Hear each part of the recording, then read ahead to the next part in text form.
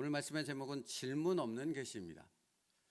오늘, 내일, 모레 살펴볼 말씀이 같은 맥락에서 거의 같은 내용의 말씀을 전해주고 있습니다. 질문 없는 계시라고요. 오늘 이 새벽에도 우리는 함께 신앙 고백을 드렸습니다. 우리 예배 때마다 사도신경을 고백하는 이유는 사도신경의 내용이 우리의 신앙의 내용임을 믿는다라는 믿음의 고백입니다. 그렇다면 사도신경의 내용에는 어떤 것들이 있습니까? 전능하사 천지 모든 만물을 만드신 분이 내가 믿는 하나님이심을 나는 믿습니다 라는 고백이 있습니다. 그의 외아들 우리 주 예수 그리스도가 하나님께서 우리를 위해서 보내신 구원자이며 그분을 통해, 그분의 십자가를 통해 나는 구원받았음을 나는 확실히 믿습니다. 이 고백이 거기에 담겨 있습니다. 여러분, 그 다음에 어떤 내용이 사도신경에 들어있습니까? 이는 성령으로 잉태하사 동정녀 마리아에게 나시고 본디오 빌라도에게 고난을 받으사 십자가에 못 박혀 죽으시고 장사한 지 사흘 만에 죽은 자 가운데서 다시 살아나시며 라고 우리는 고백합니다. 무엇을 믿는다는 것입니까? 주님께서 성령으로 잉태되셨다는 사실을 믿습니다. 주님은 우리와 똑같이 남자와 여자 사이에서 태어난 분이 아니시라고 성경은 말씀합니다. 성령으로 잉태되셨다라는 것입니다. 그리고 그것을 우리는 뭐 한다고요? 믿는다고요. 그 다음에 말씀이 무엇입니까? 십자가에서 죽으셨다가 3일 만에 부활하셨다는 것을 또 뭐 한다고요? 믿는다고요. 믿는다고요. 여러분, 그런데 사실은 탄생과 십자가에서 죽으시고 부활하심의 이 사건을 사도행전은 기록하고 있으나 그 두 구절만을 기록하고 있지만 사실은 탄생과 십자가 이후의 부활 사건 사이에는 어떤 것들이 들어있습니까? 성경을 보면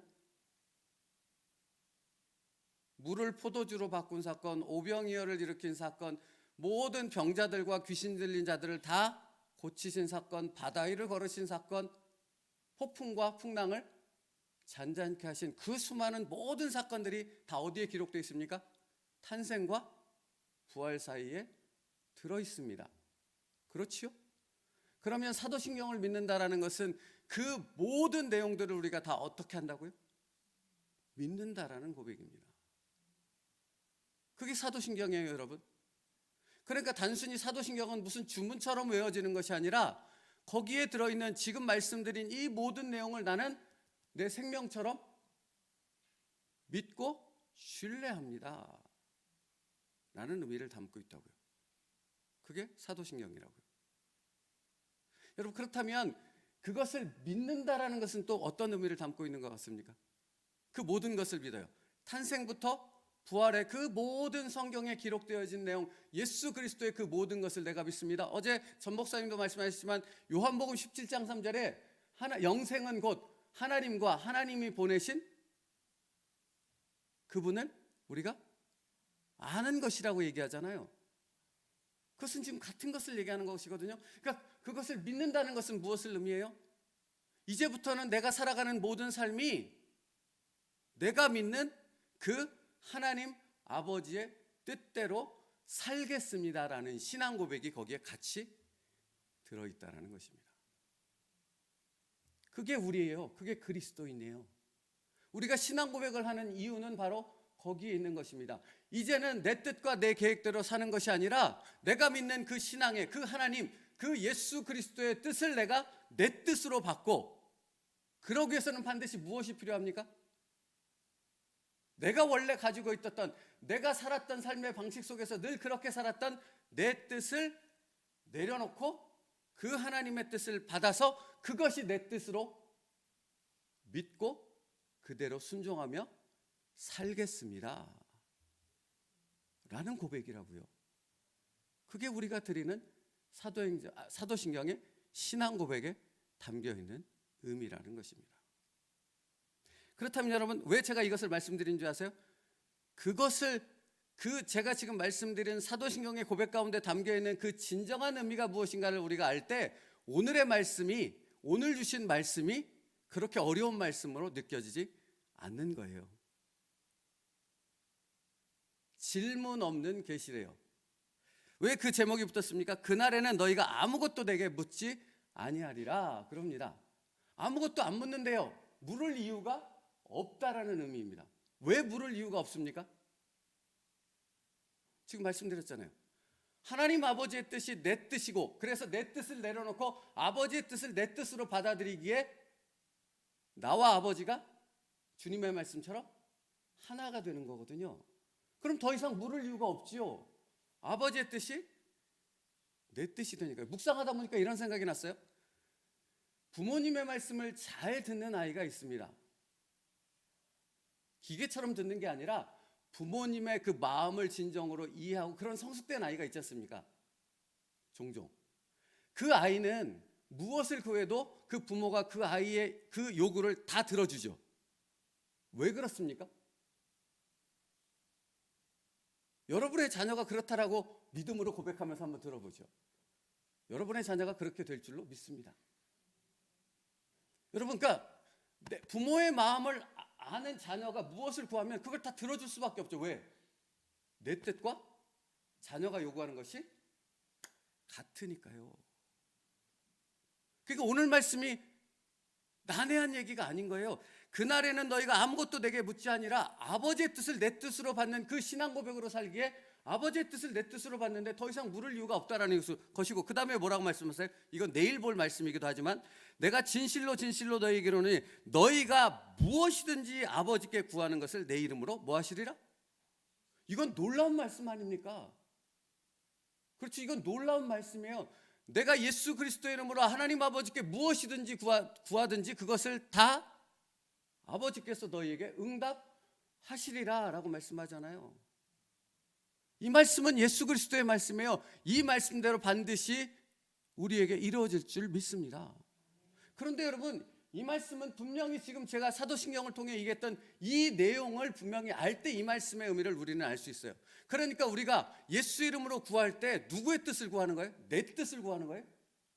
이 기도는 내 뜻으로 달려있지 않다라는 거예요. 누구의 뜻에 달려있는 거예요? 내게 주시는 아버지의 뜻에 달려있는 거예요. 여러분, 그래서 챔버스 목사님도 말하지만 예수님이 하나님과 일치되었던 것처럼, 하나가 되었던 것처럼 예수님을 통해 우리가 하나님과 일치된다라고 챔버스 목사님 말씀해요. 그것은 곧 주님의 말씀이기도 하잖아요.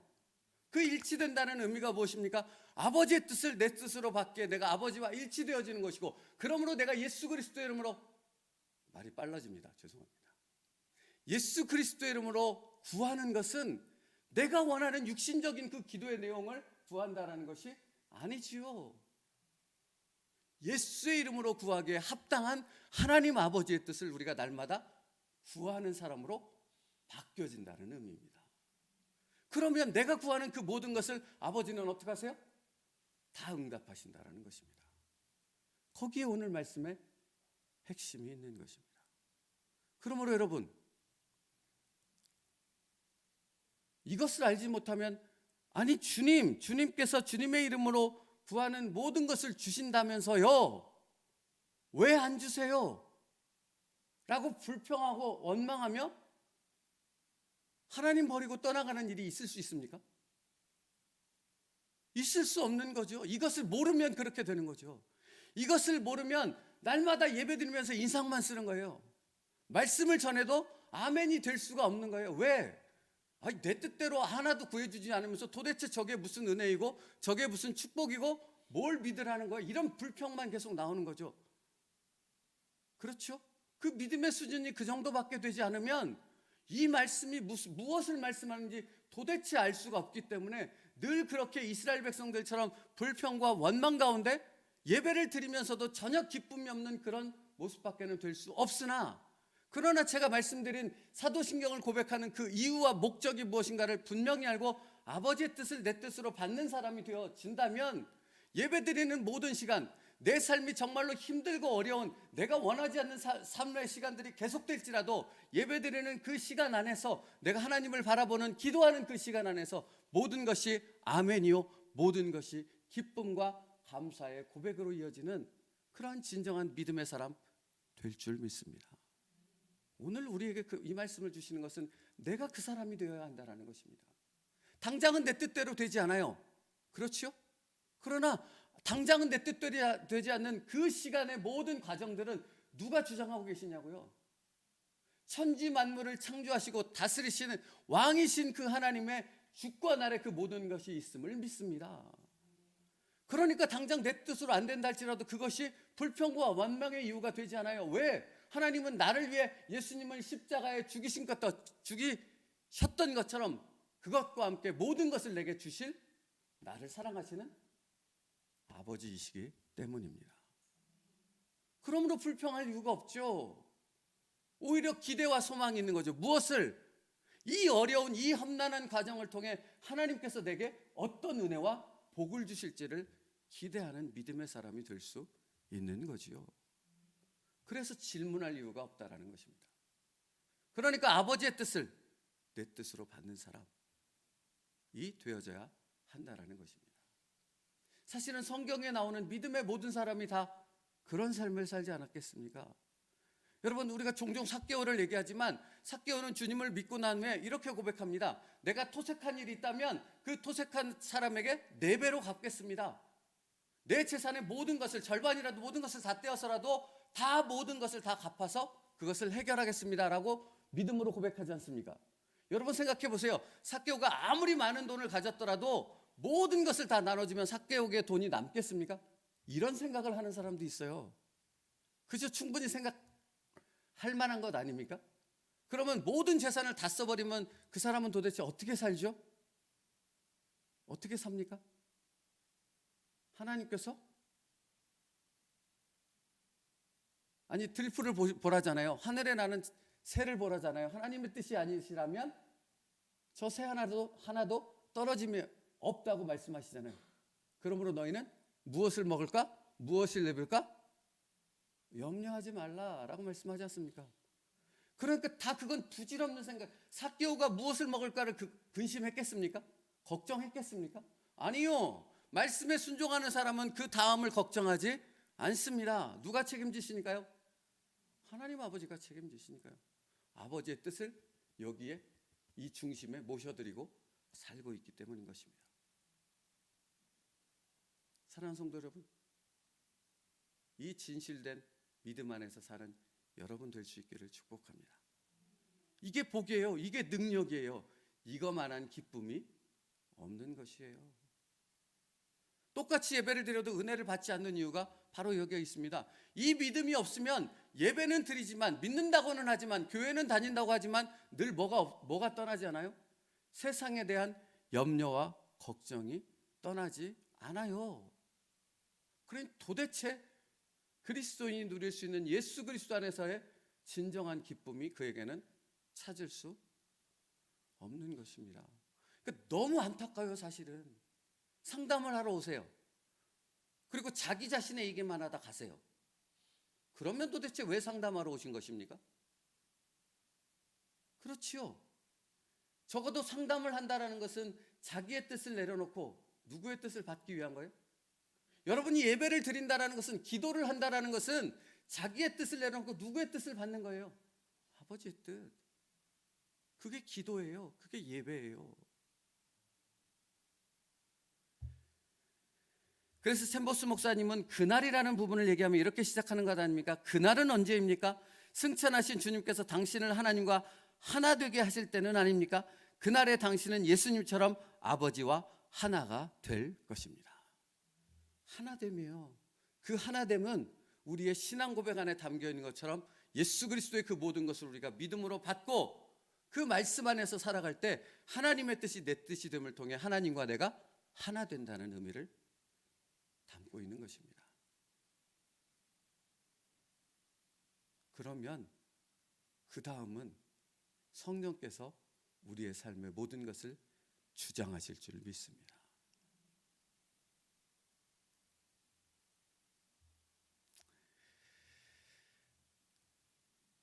챔버스 목사님이 말씀하신 몇 가지만 말씀드리고 말씀 마칠게요. 이상하게 당신과 하나님 사이에 뭔가 끼어들면 당신의 지성으로 설명하려고 하지 말고 당신 속의 성향 가운데 무엇이 잘못되었는가를 찾으십시오라고 충고합니다. 여러분, 이거 굉장히 중요한 말이에요. 이상하게 당신과 하나님 사이에 뭔가 끼어들면 당신의 지성으로 설명하려 하지 말고라고 말합니다. 그러니까 그것을 이성과 상식과 지식으로서 풀어가려 하지 말라고요. 하나님과 내 사이에 뭔가가 가로막혀 있다면 그건 어떻게 해야 되는 거예요? 예수의 이름으로 제거해야 되는 거예요. 어떤 것도 가로막게 하지 말라는 거예요. 그게 십계명에 담겨 있는 의미예요. 그것을 제거할 때 하나님과 내가 말씀 안에서 하나됨을 누릴 수 있고 다시 또 그 능력과 은혜가 회복되어지는 진정한 그리스도인의 기쁨을 회복할 수 있다라는 거예요. 또요, 당신의 성향이 예수님의 생명에 기꺼이 항복하면 당신은 아버지와 더 이상의 거리를 느끼지 않게 되며 완벽하게 다 이해가 될 것입니다. 그렇죠? 여러분의 모든 것입니다. 전인격적인 부분이 하나님 아버지의 뜻을 받는 것입니다. 또요, 전적으로 하나님을 신뢰하십시오. 하나님께서 당신에게 모험을 할 수 있는 기회를 주시면 주저하지 말고 받아들이십시오. 대부분의 그리스도인들은 위기 상황에서 이방인들처럼 행동합니다. 그 많은 사람들 중 가끔 한두 사람만 하나님의 성품을 믿고 과감하게 나아갑니다. 믿음은 뭐라고 말씀드렸습니까? 믿음은 용기입니다. 믿음은 용기예요. 그렇죠? 내 이성으로 아무것도 이해가 되지 않을지라도 하나님께서 나에게 말씀한 것이 확신이 되어진다면 그 말씀을 붙잡고 한 걸음씩 한 걸음씩 전진해 나아가십시오. 그러면 그날에 때가 참에 하나님께서 나의 삶 가운데 하나님의 뜻을 이루시는 놀라운 역사를 보게 될 줄 믿습니다.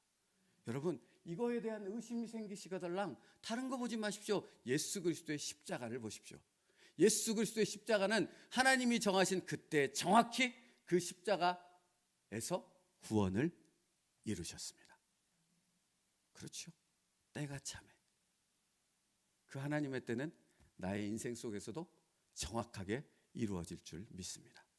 그 하나님을 의지한다면 여러분, 오늘 슬퍼하지 마시고 주저앉아 있지 마시고 그 하나님을 찬송하는 삶을 살아가기를 축복합니다. 내 믿음대로 될 줄 믿습니다. 기도합니다. 살아계신 하나님 감사합니다. 저희 같은 사람을 예수 그리스도의 십자가 보혈로 구원하셨는데 이제는 그 예수 그리스도의 십자가 안에서 그 말씀 안에서 하나님의 뜻을 내 뜻으로 받는 하나님과 하나 되는 삶을 살아가는 진정한 그리스도인들 되게 하여 주시옵소서. 그래서 더 이상의 질문, 더 이상의 의심, 더 이상의 두려움 모든 것들을 내려놓고 하나님께서 내 기도에 응답하시리라는 그 믿음의 확신 가운데 믿음으로 한 걸음 한 걸음을 살아나가는 예수 그리스도의 생명을 가진 자들의 삶을 살아가게 하여 주시옵소서.